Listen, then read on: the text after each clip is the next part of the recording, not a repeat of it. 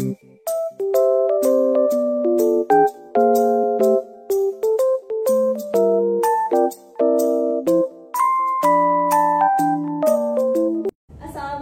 warahmatullahi wabarakatuh anak-anak. Waalaikumsalam warahmatullahi wabarakatuh.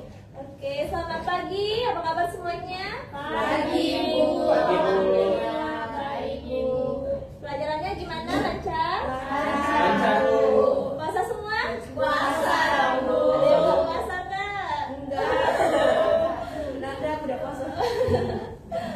Oke, baik. Sebelum kita masuk ke kegiatan kita, ada baiknya kita berdoa dulu kepada yang cowok di ujung. Boleh pimpin, Nak? Oke, sebelum kita memulai kegiatan kita pada hari ini, marilah kita berdoa terlebih dahulu. Berdoa dimulai. Berdoa selesai. Baik, terima kasih kepada siapa Nak namanya? Nah, Nanda, Bu. Oke, terima kasih kepada Nak Nanda telah memimpin doa. Oke, selanjutnya sebelum kita melakukan kegiatan kita, ada baiknya kita perkenalan terlebih dahulu nih, biar kita enak melakukan kegiatannya. Oke, perkenalannya mungkin dari Ibu dulu. Perkenalkan, nama Ibu Nurmala Dewi. Kalian bisa panggil Ibu Bu Mala. Ibu merupakan guru BK kalian. Mungkin kalian udah ada yang kenal dan mungkin sudah ada yang melakukan counseling individual sama Ibu. Oke, karena ini kita kelompok ini tidak dari satu kelas yang sama, Ibu mau kalian perkenalan diri terlebih dahulu. Format perkenalannya mungkin kalian bisa nyebutin nama panggilan, kelas dari kelas mana, dan juga mata pelajaran favorit kalian nih selaku anak IPA. Oke, mungkin dari sebelah sini. Halo teman-teman, perkenalkan nama saya Nurmala Sabila dari nama panggilan panggil Bilkis dari kelas 11 IPA 1 mata pelajaran favorit fisika. Halo Bilkis. Halo teman-teman, perkenalkan nama saya Devi Ardanasari, nama panggilan Bilkis dari kelas 11 IPA 3, mata pelajaran favorit fisika. Oke, halo Devi. Halo semuanya, perkenalkan saya Natalia Zuanda, biasa dipanggil Natali. Mata pelajaran favorit itu biologi. Untuk kelasnya saya dari kelas 11 IPA 2. Halo Nata. Boleh sapa dulu Nata? Halo Nata. Halo, perkenalkan nama saya Nadia Permatasari, biasa dipanggil Nadia, dari kelas IPA 1, pelajaran favorit fisika. Oke. Hai, halo Nadia. Perkenalkan, nama saya Nanda Fitra Pratama, dipanggil Nanda, dari kelas IPA 2, mata pelajaran favorit yakni kimia. Halo Nadia. Oke teman-teman, perkenalkan nama saya Edi Sinta, bisa dipanggil Sinta. Saya dari kelas 11 IPA 3 dan mata pelajaran favorit saya itu kimia juga. Halo Sinta. Halo teman-teman. Halo. Kenalin, nama aku Siti Fasya Arifah, bisa dipanggil Tasya, dari kelas 11 IPA 4. Mata pelajaran yang disukai itu biologi. Halo Fasya. Anak biologi nih. Ayo selanjutnya deh. Halo teman-teman, perkenalkan nama saya Dea Putri Ananda, saya bisa dipanggil Dea, dari kelas 11 IPA 4, mata pelajaran kesukaan kimia. Halo Dea. Oke, terima kasih anak sudah berkenalan.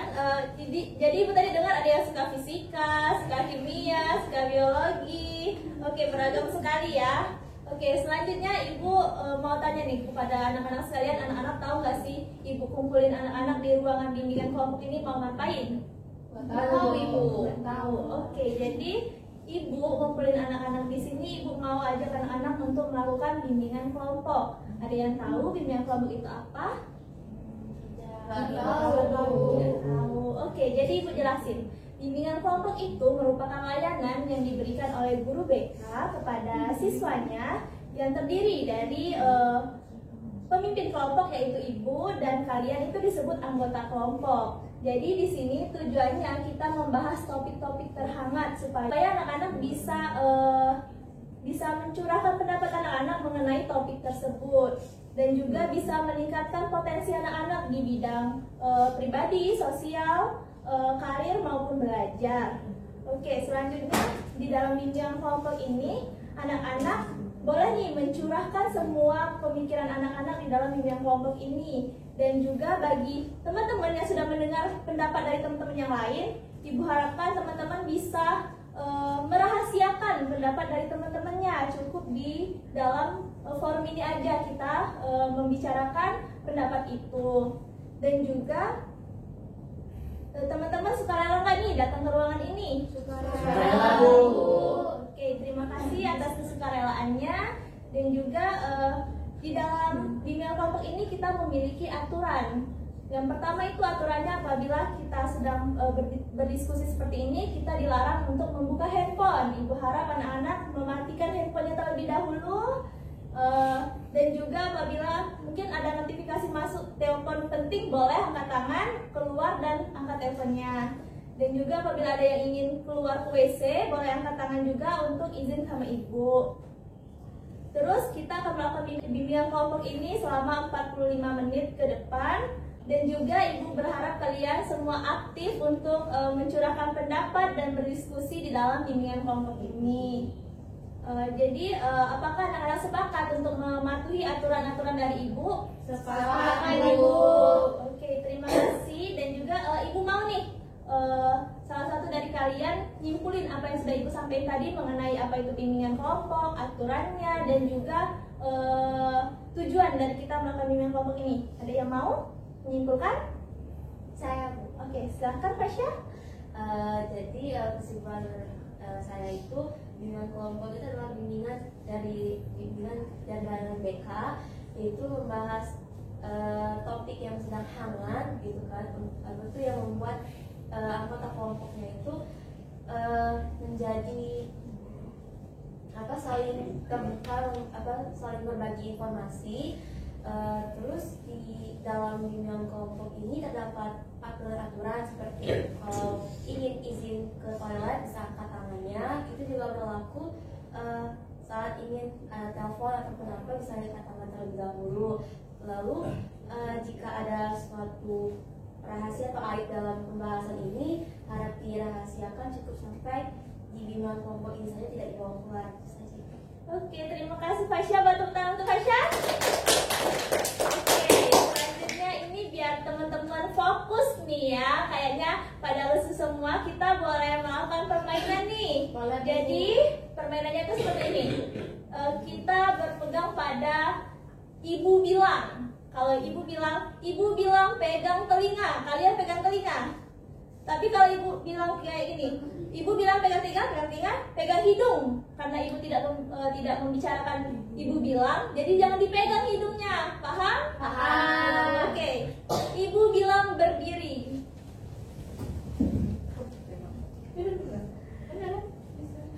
Ibu bilang pegang kepala.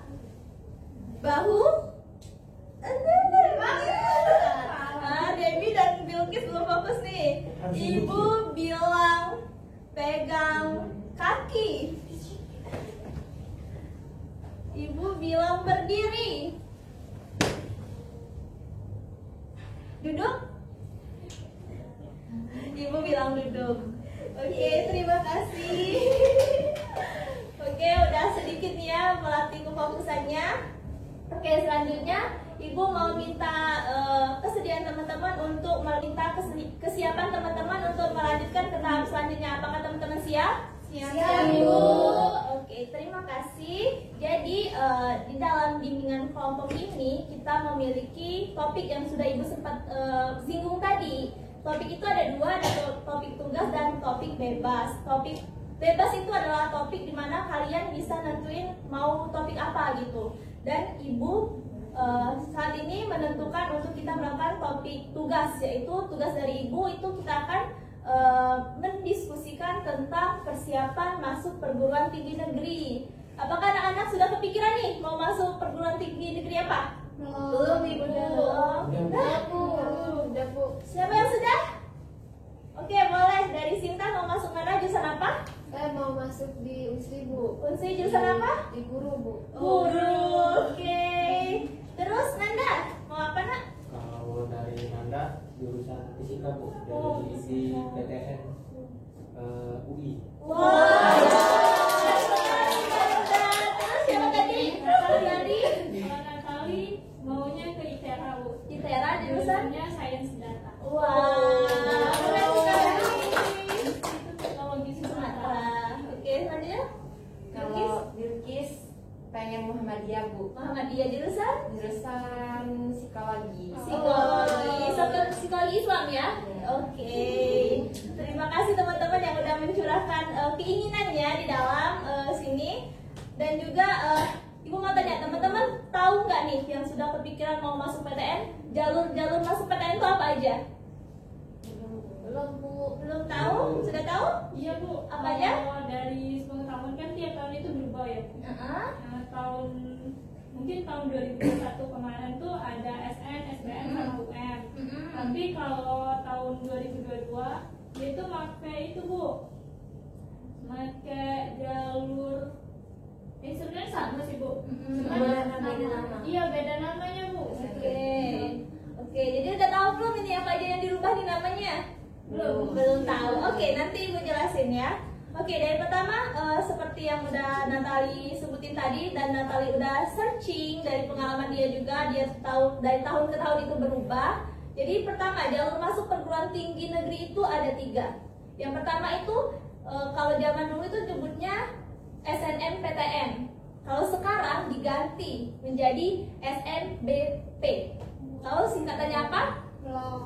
Kalau SNBP itu seleksi nasional berdasarkan prestasi. Nah, jadi di sini teman-teman yang kelas 11 nih, udah berapa semester nak sekarang? 4. Jadi kita nanti itu alurnya jalur prestasi ini teman-teman itu nanti disuruh kumpulin nilai teman-teman dari semester 1 sampai semester 5. Nah, nanti itu apabila nilai teman-teman tinggi tuh nanti boleh ikut SNBP.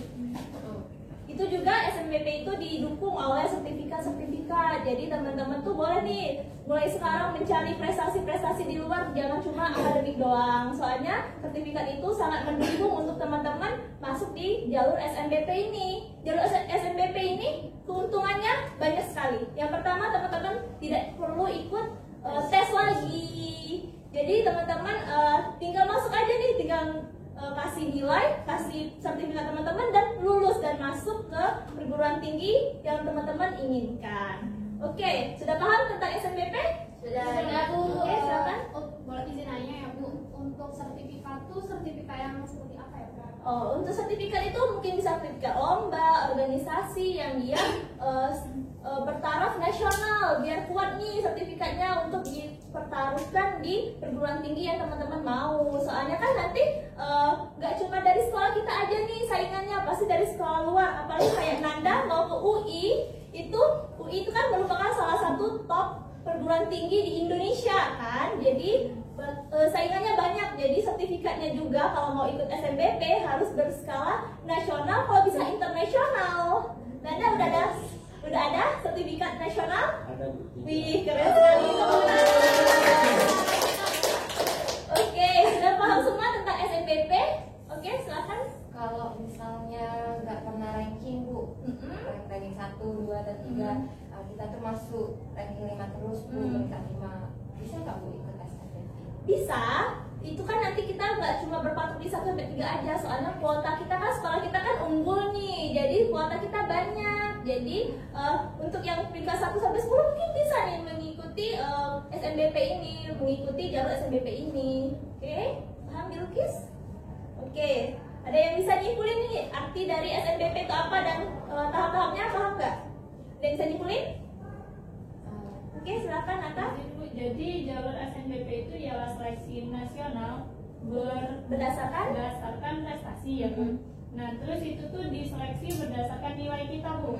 Diseleksi dulu dari sekolah, terus nanti dari sekolah diajukan ke pihak.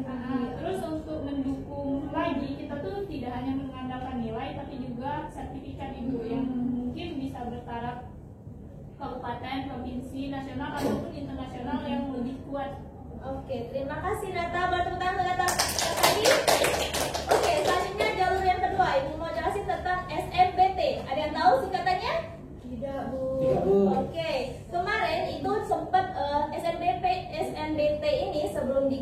itu merupakan SBMPTN. Mungkin ada yang tahu SBMPTN itu apa? Apa sih Kak?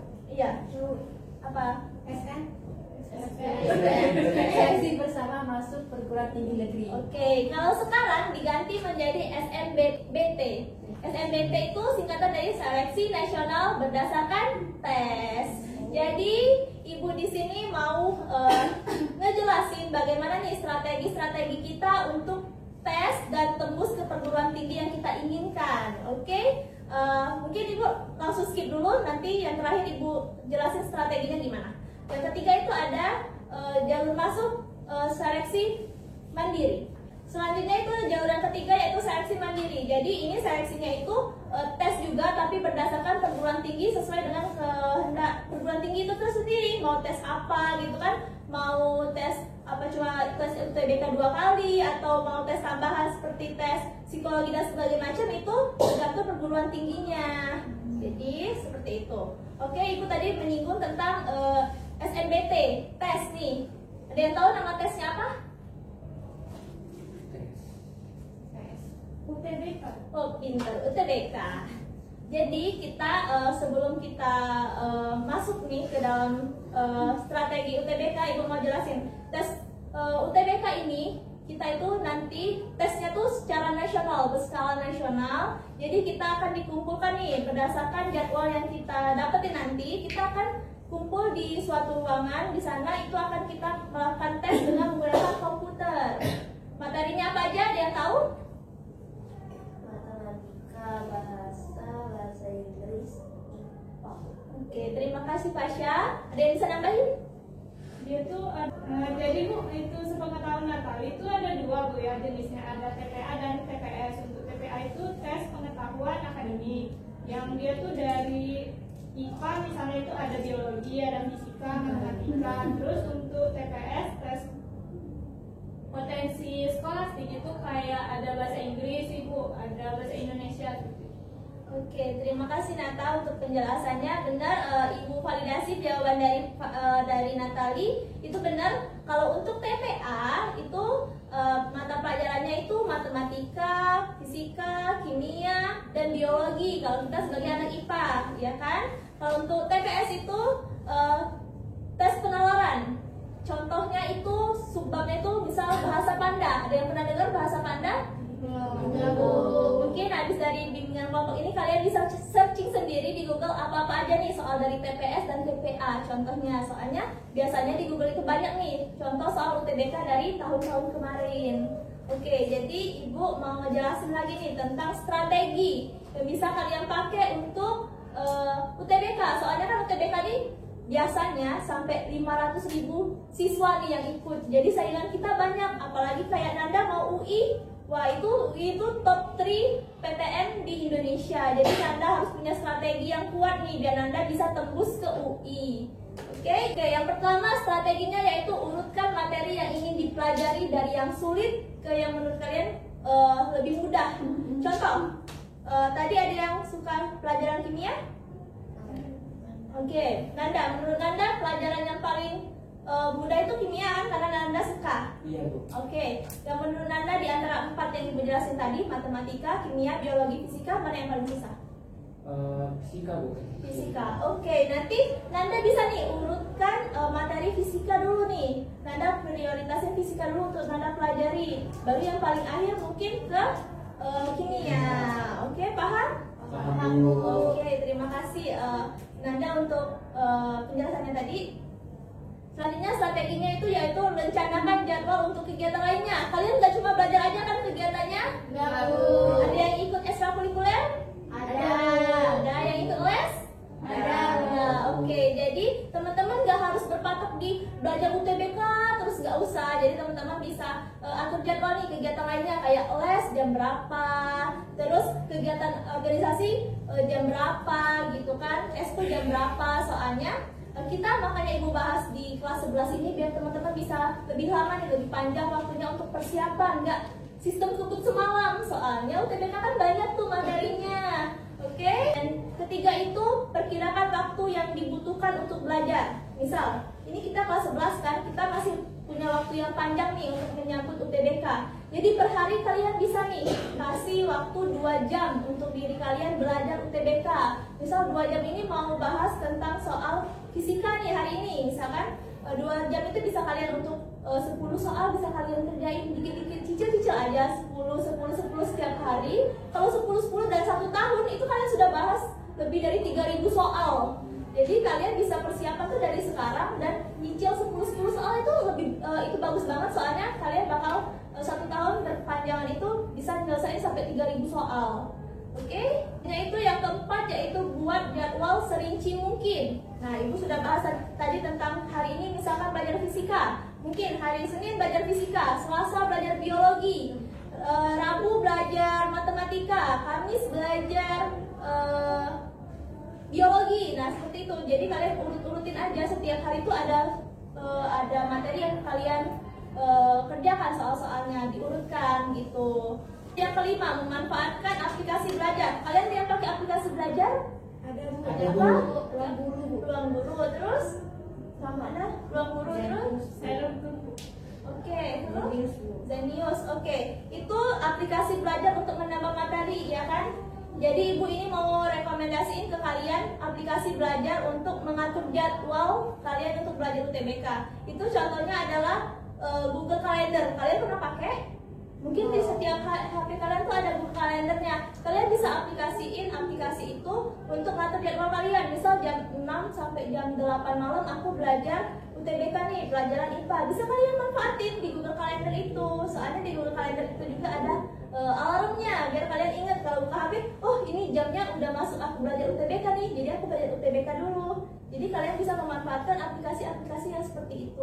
Contoh lain dari Google Calendar itu mungkin bisa to-do list, ada aplikasi namanya to-do list. School Planner itu bisa juga kalian gunain, nggak cuma untuk belajar UTBK aja, bisa untuk ngerjain tugas. Dan dari tadi ngebahas tentang belajar, ya nggak? Nah, yang keenam ini jangan lupa istirahat. Jadi kalian makanya Ibu kasih dari sekarang nih pengertian dari jalur masuk perguruan tinggi dan strateginya supaya kalian itu tidak sistem kebut semalam. Kalau sistem kebut semalam kalian bisa sakit tuh. Soalnya kan mau ngebahas materi banyak banget tuh. Kalau kalian sistem kebut semalam kalian nggak bisa istirahat, lupa istirahat. Jadi kalian bisa dari sekarang cicil dan kalian juga bisa menempatkan istirahat kalian. Yang ketujuh, Ibu tadi ngebahas tentang materi terus kan. Nah, jadi yang ketujuh itu kalian setiap habis belajar bab tertentu dari pelajaran kalian bisa melakukan yang namanya menyelesaikan soal. Biasanya tuh kalau kita ngerjain penjelasan, kalau kita baca penjelasan, akhirnya itu adalah soal-soal kan. Nah, jadi kalian bisa habis ngebahas materi, kalian bisa langsung aplikasiin soal-soal yang sudah kalian bahas. Oke, ada yang bisa? Oke. Oke, jadi dari penjelasan Ibu nih tentang jalur masuk dan strategi belajar UTBK, ada yang bisa nyimpulin? Mungkin dari yang dikasih ya Bu, kesimpulannya itu ada beberapa tips ya Bu. Yang pertama itu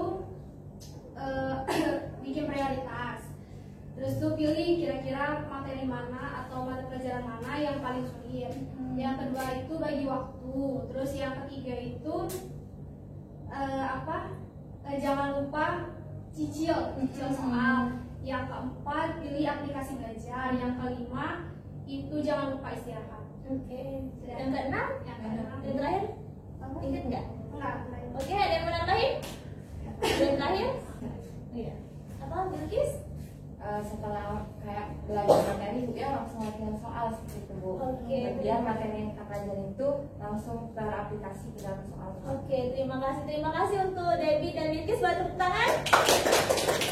Jadi berasa sudah cukup sekian materi yang Ibu kasih ke kalian. Semoga kalian juga punya motivasi nih untuk ngejar PTN kalian, perguruan tinggi negeri yang kalian impikan, dan punya strateginya nih gimana mau tembus ke jurusan dan perguruan tinggi yang kalian inginkan.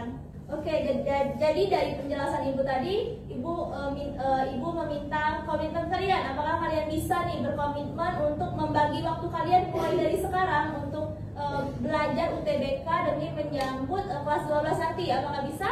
Bisa. Oke, semangat untuk teman-teman. Oke, mungkin cukup sekian materi dari Ibu. Ibu minta pesan dan kesan dari teman-teman selama mengikuti bimbingan kelompok ini. Mungkin 1 sampai 2 orang aja dari mungkin Ibu tunjuk aja dari Fasya. menurut saya pesan-pesan itu kita jadi tahu kan, jadi tahu tentang SNBP tadi, SNBT dan mandiri tadi itu kayak mana. Jadi kita bisa tahu dan menyiapkan untuk kelas 12 nanti persiapannya. Terus untuk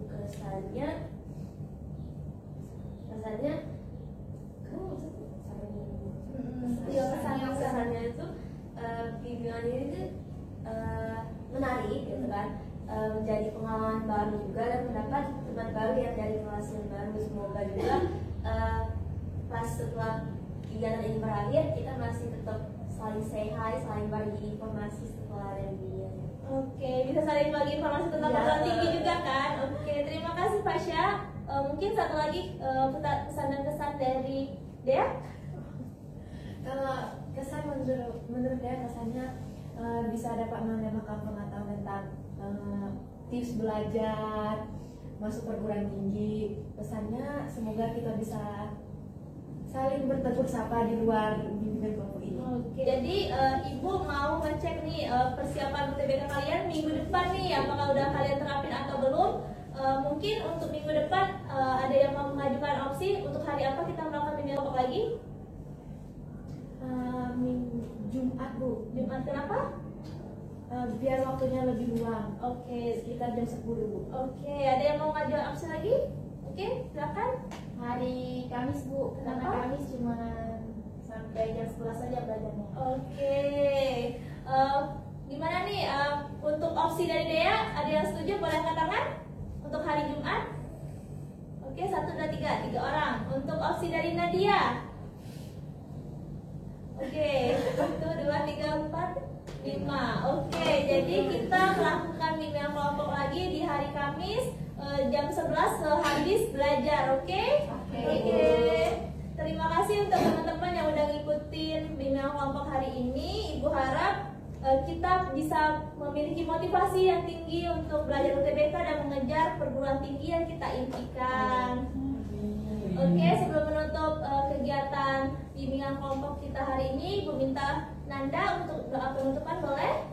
Oke, terima kasih atas kesempatannya. Alangkah baiknya kita berdoa untuk menutupi kegiatan kita pada hari ini. Berdoa mulai. Berdoa selesai. Oke, terima kasih Nanda telah memimpin doa penutup. Ibu akhiri kegiatan bimbingan kelompok kita pada hari ini dan kita akan melakukan bimbingan kelompok di minggu depan di hari Kamis jam 11. Ibu akhiri, wassalamualaikum warahmatullahi wabarakatuh. Waalaikumsalam warahmatullahi wabarakatuh.